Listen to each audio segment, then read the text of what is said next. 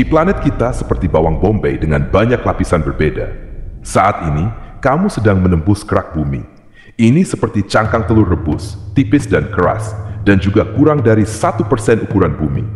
Di kedalaman 0,6 meter, kamu bertemu dengan hewan penggali. Tikus mondok dapat membuat terowongan lebih dari 18 meter per hari. Hampir 3 meter ke bawah, kamu akan terkejut. Apa itu?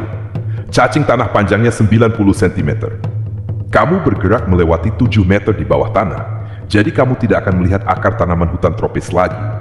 Kamu terbawa suasana, dan di kedalaman 12 meter, kamu hampir menabrak buaya Nil. Reptil ini menggali liang terdalam di antara semua hewan. Kamu melihat pertanian perkotaan bawah tanah. 33 meter di bawah permukaan, mereka menanam sayuran dan tanaman herba di sana. Di kedalaman 122 meter, kamu masih menemukan akar pohon. Tapi itu akar terdalam yang diketahui. Akar itu milik pohon ara liar yang tumbuh di Afrika Selatan. Hampir 155 meter di bawah tanah, kamu akan menemukan kamar hotel. Itu salah. Silvermine Hotel adalah hotel terdalam di dunia yang dibangun di bekas tambang perak. Di kedalaman 286 meter, kamu melihat terowongan jalan raya. Itulah terowongan ikon di Norwegia yang melintas di bawah laut. Saat berada hampir 396 meter di bawah permukaan, kamu mencapai dasar sumur air. Sumur Budingding di Inggris adalah sumur tradisional terdalam di dunia. Itu dibangun untuk menyediakan air bagi rumah sosial. Di kedalaman 1.600 meter, tekanannya mencapai 330 atmosfer. Itu seperti 4 gajah bertumpuk di kepalamu atau 2 panda yang menyeimbangkan diri di ibu jarimu. Kamu melihat cacing kecil hidup di tambang emas saat kamu berada lebih dari 1.220 meter di bawah tanah. Pada tahun 2020, konser terdalam di dunia berlangsung di kedalaman 1.890 meter. The Safe Button Boys tampil di tambang Files Kristen di Kanada. Kamu bergerak lebih dalam dan melihat tambang emas Homestake, hampir 1.520 meter di bawah permukaan. Sebelum ditutup pada tahun 2012, lubang ini adalah tambang emas terdalam dan terbesar di Amerika Utara.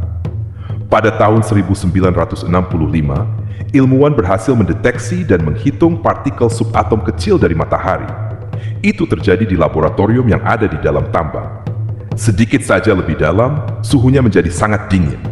Itu ibun abadi, lapisan tanah beku permanen yang tebal dan tidak menghangat, bahkan di musim panas. Ini sebagian besar terjadi di daerah kutub. Yang paling tebal ada di Siberia Utara, sekitar 1.980 meter di bawah permukaan. Kamu masih bertemu dengan beberapa makhluk hidup.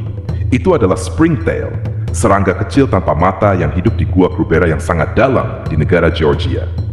Di kedalaman hampir 2.190 meter, kamu mencapai dasar gua Voronya di Georgia. Itulah gua terdalam di dunia yang telah diketahui. Jika pernah berada di tambang Kidd Creek di Kanada pada bulan Mei tahun 2005, kamu pasti pernah mendengar siaran radio yang paling dalam. Itu terjadi di kedalaman hampir 1.502 meter, lebih dalam daripada gua Voronya. Lift poros tunggal terdalam di planet ini mencapai 3.110 meter di bawah tanah. Hewan multiseluler terdalam yang telah diketahui hidup di kedalaman 3.600 meter di tambang Tautona di Afrika Selatan. Itu adalah cacing kecil, tapi sangat kuat dan dapat mengatasi suhu ekstrem serta dehidrasi. 6,5 km di bawah tanah adalah kedalaman rata-rata kerak samudra. Itu bagian dari kerak bumi yang terletak di bawah samudra, jauh lebih tipis daripada kerak benua. Di kedalaman yang sama di Tiongkok Timur Laut, kamu bertemu dengan mikroba terdalam yang telah diketahui. Kamu akan melihat bagian bawah lubang buatan terdalam saat kamu turun ke kedalaman 3.660 meter di bawah permukaan. Lubang bor super dalam kola hanya berdiameter 23 cm, tapi tekanan di dasarnya sama dengan 4.000 atmosfer. Itu seperti 54 gajah bertumpukan di kepalamu. Lebih dari 14 km di bawah permukaan, kamu akan berada di genangan batu cair yang sangat panas. Itu adalah ruang magma supervulkanin Yellowstone di bawah Taman Nasional Yellowstone di Amerika Serikat. Kamu menggali lebih dalam. Jika terus seperti itu, kamu mungkin akan segera menembus kerak bumi. Kerak samudra biasanya memiliki lebar 5 hingga 10 km, sedangkan kerak benua bisa mencapai 45 km.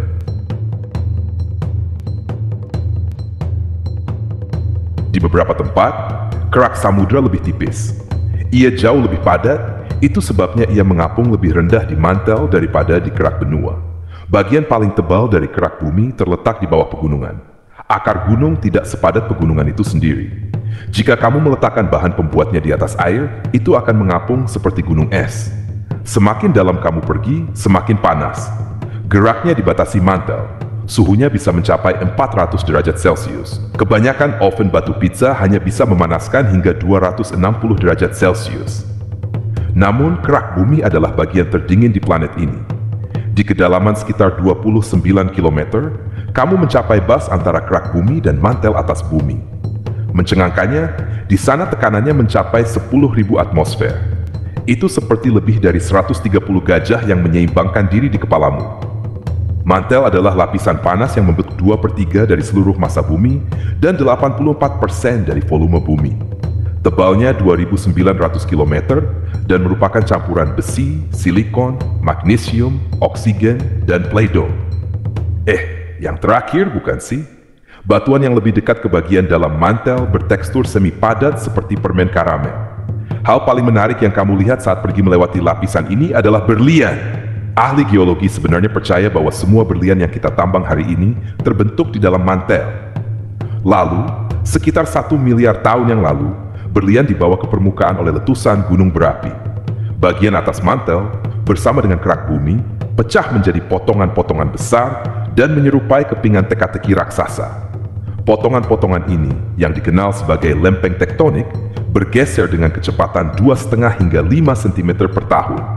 Saat bergerak melewati mantel atas, kamu merasakan suhu mulai naik dari 480 derajat Celcius hingga 870 derajat Celcius. Semakin dalam kamu pergi, semakin banyak keringatmu. Di dekat batas inti, suhunya sudah lebih dari 3.870 derajat Celcius. Tekanan mantel yang lebih rendah mencapai 240.000 atmosfer. Itu seperti 3.280 gajah yang membentuk menara di kepalamu. Di kedalaman sekitar 2.900 km, kamu melintasi batas antara mantel dan inti terluar. Lapisan ini memanas hingga 4.980 derajat Celcius, sebagian besar karena peluruhan radioaktif uranium dan thorium. Suhu seperti itu cukup tinggi untuk menjaga inti luar tetap cair, meski tekanannya hampir 2 juta atmosfer. Itu tetap belum cukup kuat untuk membuat besi menjadi padat kembali. Tebal inti luar adalah 2.400 km, dan sebagian besar terbuat dari besi dan nikel dalam bentuk cair. Cairan ini berputar dalam arus turbulen yang masif dan menghasilkan medan magnet. Radiasinya sampai keluar angkasa sejauh 1,3 juta kilometer dan melindungi planet kita dari angin matahari. Di inti terluar, medan magnet bumi 50 kali lebih kuat daripada di permukaan. Kamu berada lebih dari 4.830 km di bawah tanah sekarang.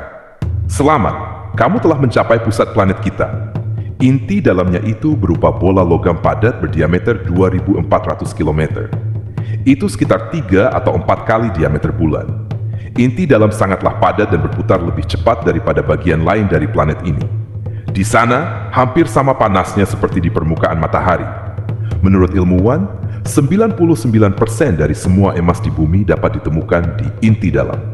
Pembentukan inti dalam membutuhkan waktu sekitar 500 juta tahun. Itu artinya lebih muda dari beberapa bagian kerak. Ada juga teori bahwa mungkin inti dalam punya inti. Jika ada, hampir seluruhnya akan terdiri dari besi. Sekarang, bagaimana cara kamu bisa keluar dari sana? Aku tidak tahu. Sampai jumpa lagi. Hey, dek how blij je winkel is. Dit was de Spurnlab. Labo found the Sims Dualies.